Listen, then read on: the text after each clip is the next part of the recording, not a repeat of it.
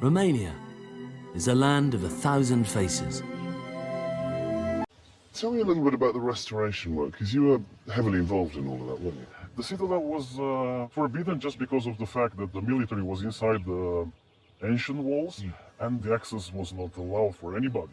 After we achieved to gain all the territory from the military, and we invested European money, which was deeply great because otherwise it would have taken more than 10 years for us to raise do the this. funds to do this. Yes, to raise the funds.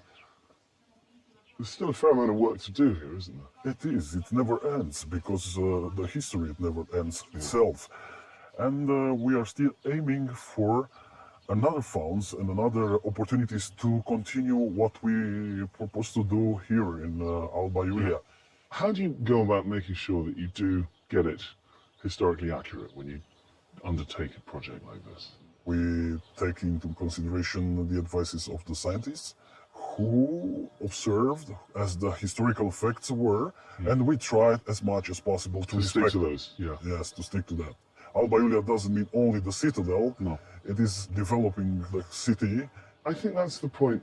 It's not just about the citadel, is it? It's about actually bringing tourists here to look at it, but also giving them reasons to stay and to spend the night here and to therefore put their money back into the local economy. Probably. But you should consider this. All that has been done here was done for the citizens of Alba Iulia.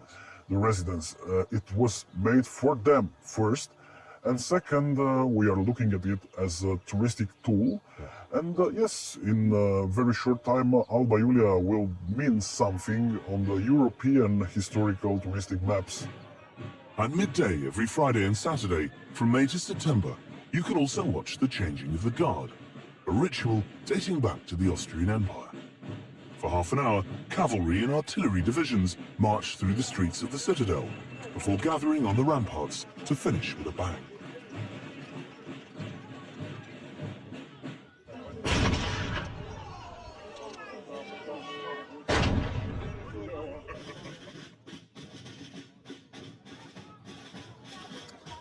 I have to say, it's a far cry from the changing the guard at Buckingham Palace, but arguably more spectacular, although I do have a slight ringing in my ears.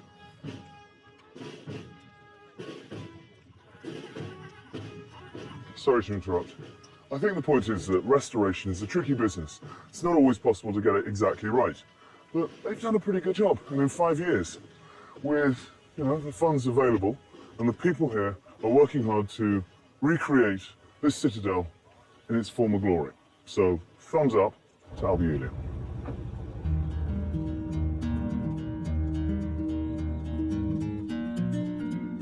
South of Alba Iulia, and the horizon climbs towards the clouds. Here the Carpathians are at their most breathtaking, with the Făgăraș, Parâng and distant Retezat mountains providing an almost impassable barrier between north and southwest Romania. While there are of course trunk roads and highways skirting these misty peaks, several of the most beautiful roads weave right through them. I've taken time out from my cultural tour to explore the Transalpina, or King's Road, that links Transylvania with Oltenia to the south. Being a route famous for its serpentine coils and breathtaking views, I asked a couple of fellow bikers from Sibiu to join me for the ride. Thank you so much. Oh, hey. Easy to find. Yeah. Obvious marker points. This is a nice spot.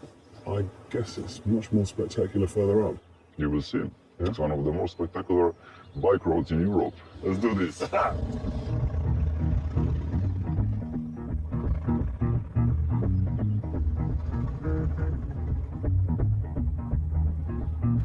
a new dance, baby, that's going around.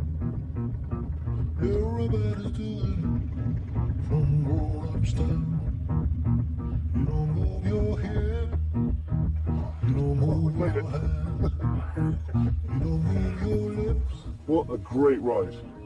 That was a lot of fun. Thank you so much.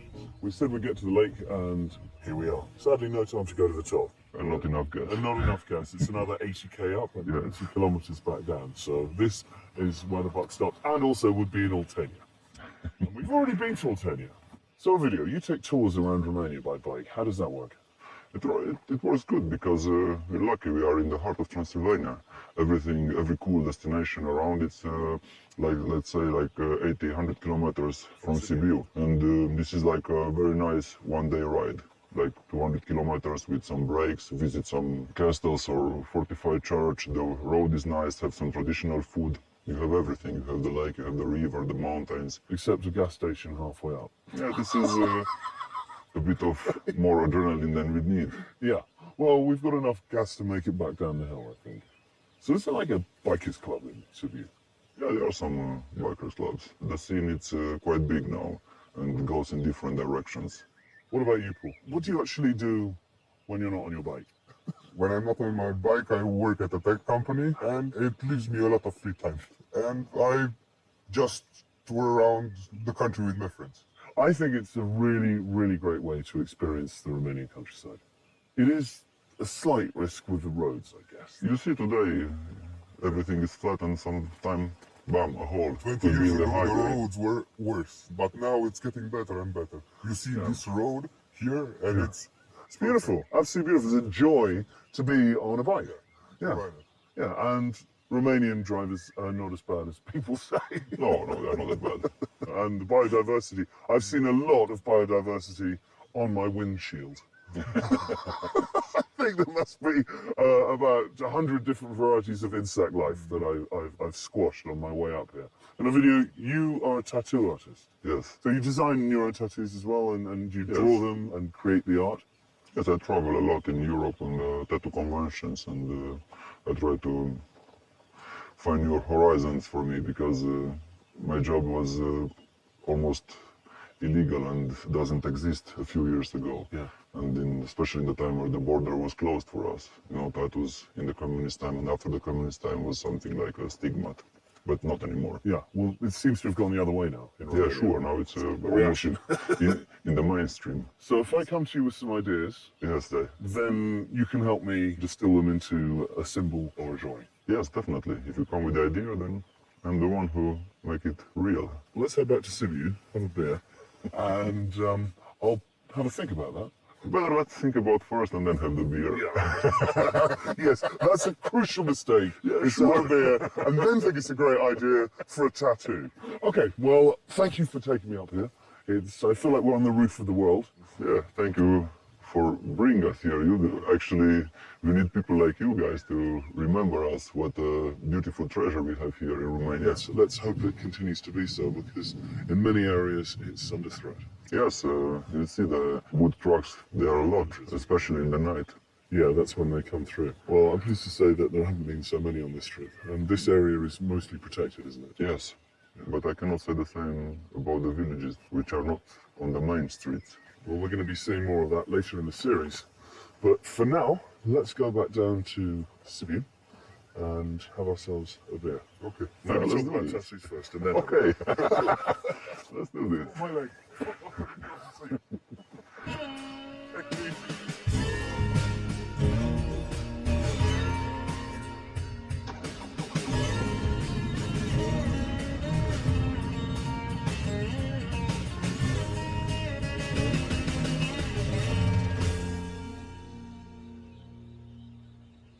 The next leg of my journey takes me towards the heart of Saxon Transylvania. This is an area famed for its historic villages and fortified churches and citadels. A place largely defined by the German-speaking peoples who were invited here in the mid-12th century to defend Hungary's eastern borders against foreign invaders.